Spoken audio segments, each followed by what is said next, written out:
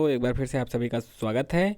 आइए देखते हैं स्नातकोत्तर कला उपाधि संस्कृत यानी कि एमए संस्कृत इग्नू का जो पेपर है सेकेंड ईयर का, जिसका कोड है MSK 004, जिसका शीर्षक है आधुनिक संस्कृत साहित्य और साहित्य शास्त्र।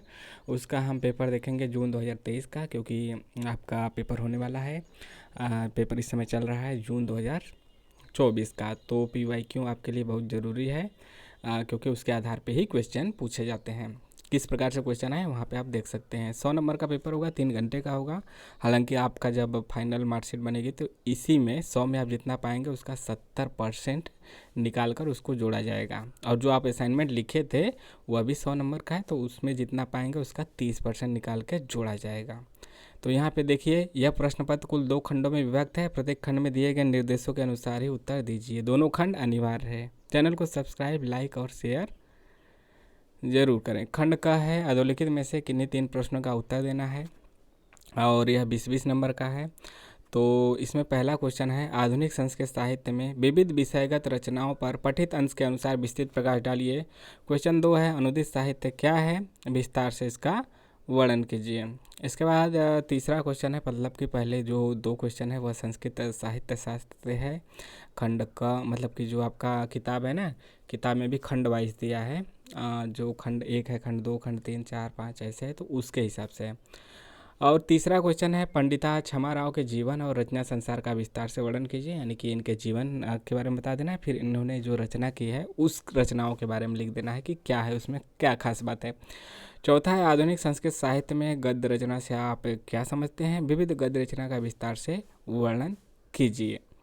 यह चौथा है। इसके बाद 5वां क्वेश्चन है, देखिए आप हिंदी में लिखिए, आप संस्कृत में लिखिए, आप जिसमें कंफर्टेबल है उसमें लिखिए, या फिर दोनों में मिला के लिखिए। तो जो क्वेश्चन है आपको तो ज़्यादातर ऐसे करना चाहिए कि जो आप हिंदी में ही लिखिए, और बीच बीच में आप को जो उदाहरण देना है, जो रचनाओं के नाम है, जो आप उदाहरण या लक्षण के माध्यम से समझाना चाहते हैं, उसको, जैसे कि एक पेज में 3-4 लाइन आपने बीच में संस्कृत का डाल दिया अपने उदाहरणों के माध्यम से, समझाने के माध्यम से, या कोई उनकी जो प्रसिद्ध उक्ति है उसको बारे में बात करने के लिए। तो इस प्रकार से है।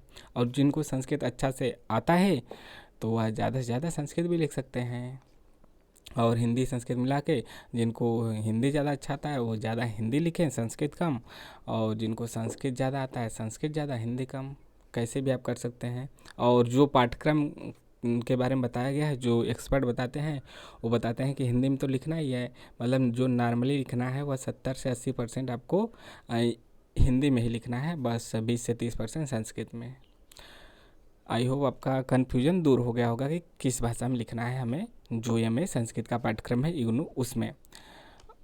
अगला क्वेश्चन है, 5वां पठित अंश के आधार पर कुछ प्रमुख साहित्यकारों का उल्लेख कीजिए। जो अंश है पठित अंश, जो हम लोग है, जो किताब है, जो सिलेबस है, उसमें उसके आधार पर कुछ प्रमुख साहित्यकारों का उल्लेख कीजिए जो उसमें दिया है। क्वेश्चन मतलब क्वेश्चन 6वां है, यहाँ पे अभी 6वां भी है ना, 6वां है, कभी कभी यह पहले नंबर पे आ जाता है श्लोक की व्याख्या करने वाला। 6वां है, किसी एक श्लोक की व्याख्या कीजिए। सारांशी, शुष्काणी, यहाँ से आपका लेके प्रयाता तक है, और ख भी दिया है, ख दिया है, अथ प्रजा भी, और इधर आपका सिरध्वज पुण्य नामा। तो मतलब यहाँ पे 2 में से कोई एक करना है इसमें भी, और कुल 6 क्वेश्चन है। यदि 6वां क्वेश्चन करते हैं तो केवल एक श्लोक की व्याख्या करना है।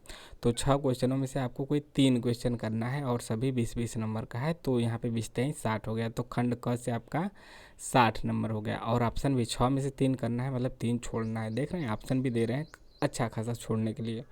खंड ख है, निम्नलिखित में से किन्हीं 4 प्रश्नों का उत्तर देना है, और सभी 10-10 नंबर का है। तो 10 चौके 40 हो गया, ऊपर 60 नीचे 40, 100 नंबर का हो जाएगा।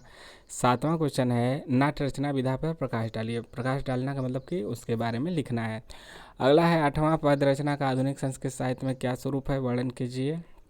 क्वेश्चन 9 है, प्रोफेसर अभिराज राजेंद्र की रचना धर्मिता का उल्लेख कीजिए। क्वेश्चन 10 है, प्रोफेसर राधा वल्लभ त्रिपाठी के रचना संसार पे प्रकाश डालिए।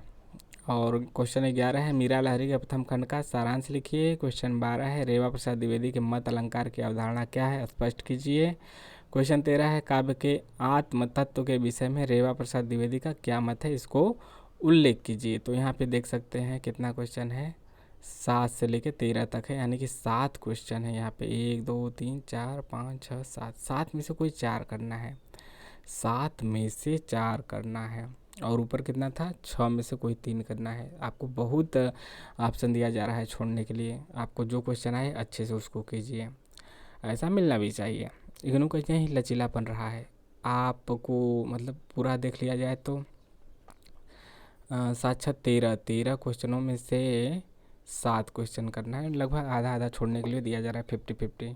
जितना करना है उसका दुगना क्वेश्चन दिया जा रहा है, तो छाटने का आपको अच्छा मौका दिया जा रहा है। आपको कैसा लगा ज़रूर बताइए। चैनल को सब्सक्राइब भी कीजिए और लाइक शेयर भी। कमेंट में अपने सवाल पूछ सकते हैं और टेलीग्राम से भी जुड़ सकते हैं। टेलीग्राम का लिंक दिया गया है नीचे डिस्क्रिप्शन बॉक्स में। नमस्कार।